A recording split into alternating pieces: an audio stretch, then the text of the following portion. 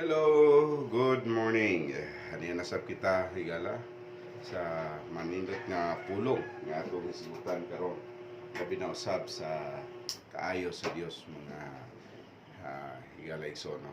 Now, ang atong hisgutan karon dako kaayong kalabutan sa panahon o kalabutan usab sa ato ang kinabuhi. Daghan kayo ang gakahadlok ni gakabalaka matag adlaw ang naa sa tao kayo puro ra kabalaka, kahadlo, tanan nga naa sa iya. Wala niya na focus na lang ang gitawag mga butang nga gitagana unta nga naa sa Dios. Higalay igsoon mo ni ang atong kinabuhi hamubo ra ni kalibutana. O butangan pa nimo siya kabalaka nining kinabuhi. Dili na ka ma-enjoy. Dili na nato gyud ma-enjoy ang kaayo sa Dios. Dili na nato ma-enjoy usab ang gugma sa Dios. Kay ganuman, naa sa imong una puro ra kahadlok ni kabalaka. Pero mo ni ang ato ang hisgutan. No, mao kini ang ato ang tagaan pagtagad dinhi sa pulong sa Dios. Mao ni pinakanindot kaayo nga pulong sa Dios nga muhatag kanimo o kanako og giya sa atong kinabuhi, di ba?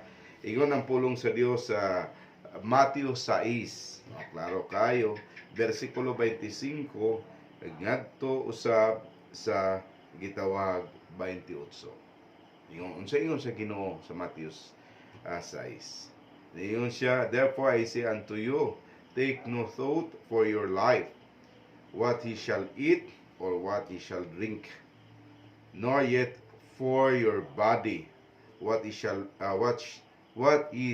put on. It's not that life more than meat that your body remain. Ingon sa Dios, nganong unsay ikaw nabalaka ka unsay imuhang kauno, diya ba no? Unsay imuhang suuton. Tagan kayo. Unya sa 26, wa ba ka may balo ang langgam gani iyang giatiman. So kung ingani gayod, ano ang klaro kayo, higala.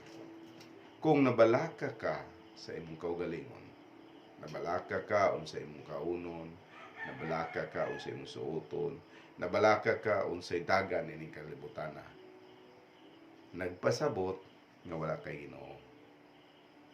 Mao na siya insakto. Nagpasabot nga wala kay duulan nga mao ang Dios. Ang Dios nagpamatuod, ayaw ka balak inaon sa imong ugma, unsay dadon sa imong ugma. Kay nga naman, ingon gani siya sa 26, hinumdumi gani ang mga langgam diya sa kalangitan iyang giatiman. Wa gani na sila gatanong, pero nag-ani. Wa gani na sila kanang gibuhat, no? Giatiman sa Dios.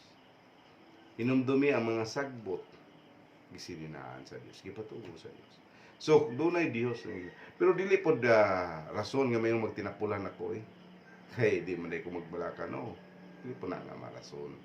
Mao na rason nga mga insulto sa mga tao. Pero mao ang pinakadindot kay ni. So sa ato pa, nagpasabot, we are higher than the animals. So doon na tayo pamuot. So mo ni ang ato gayod higala. No kinahanglan gayod, matag move sa itong kinabuhi. Matag himuon sa itong kinabuhi. Atong ibutang ang Diyos. Ayaw ibutang ang imong kabalaka sa imong kasing-kasing ni huna-huna.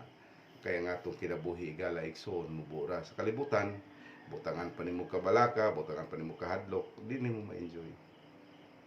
Pero kung butangan nimo puro kalipay, puro pagmaya, puro pagpasalamat, ma-enjoy nimo ang kinabuhi. Mayon kagyod, it's a beautiful life. Busa ni matang mga kabutagon higala kanunay gayon nato ibutang sa ato ang kinabuhi. Di ta mag-uol ni magakabalaka kay dunay Dios nga ato ang nga sampiton. Natay Dios nga duulan, natay Dios nga mutabang kanato. So ang tao nga walay kahadlok ni kabalaka sa iyang kinabuhi, nagpasabot nga dunay sa Dios. Ang tao nga puro ra kabalaka ni kahadlok sa dagan sa kalibutan, nagpasabot nga wa sa Dios siya ra ang nagpuyo nining kalibutan na. Ang Dios ang atong katabang, ang Dios ang ato ang sandigan. Ang Dios usab ang atong kanunay tawgon.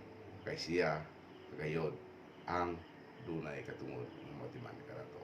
Daghang salamat, maayong buntag kaninyong tanan ug daghang salamat usab sa tanan gayod nga naminaw karon ug nag-like and share. God bless.